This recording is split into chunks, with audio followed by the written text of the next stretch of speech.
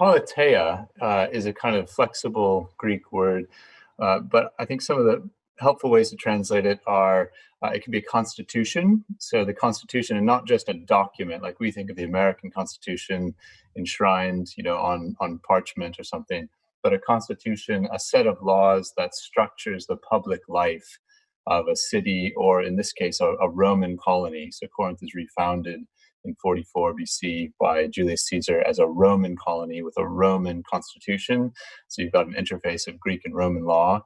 Politeia can also be, so Paul uses the term in Philippians chapter 1 to talk about Mm, your public way of living and how you conduct yourself in public life.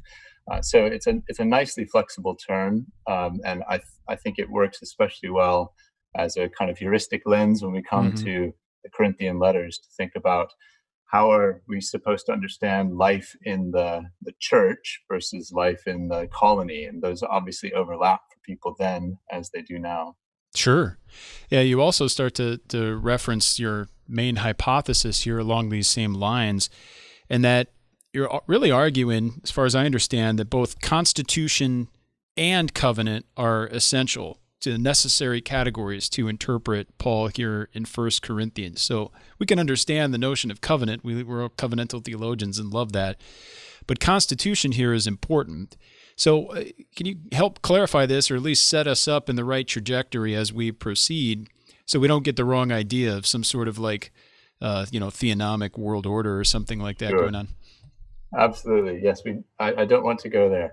Um, what maybe a little bit of a tiny bit of background Please. of what led me to this research question might be helpful at this stage. So, Yeah. I'd come, as we mentioned, I had cut my teeth on Voss with people like Greg Beale and Rick Lintz during my time at seminary, and also enjoyed Meredith Kline and his work on ancient Near Eastern covenants and how those at certain points can be really helpful for understanding Old Testament covenants.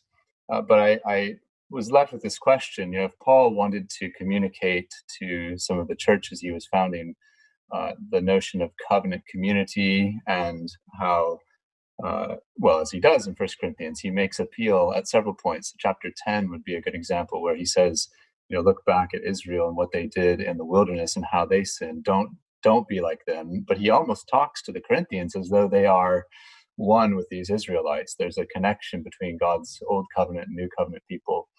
So I just wondered, how would you communicate covenant community as a concept to a mixed Jewish, Greek, Roman audience in Corinth? And it struck me that, ancient Near Eastern treaty forms is not going to translate very well. That nobody knows Berit and all the different kinds of that's just not going to work. So that was one question that led me. What's a kind of first century Greco-Roman analog for thinking about constituted or covenanted community? And it turns out there are all kinds of ways, that you could do that. You could have private associations, you could have cities, you could have different classes of Roman towns or colonies.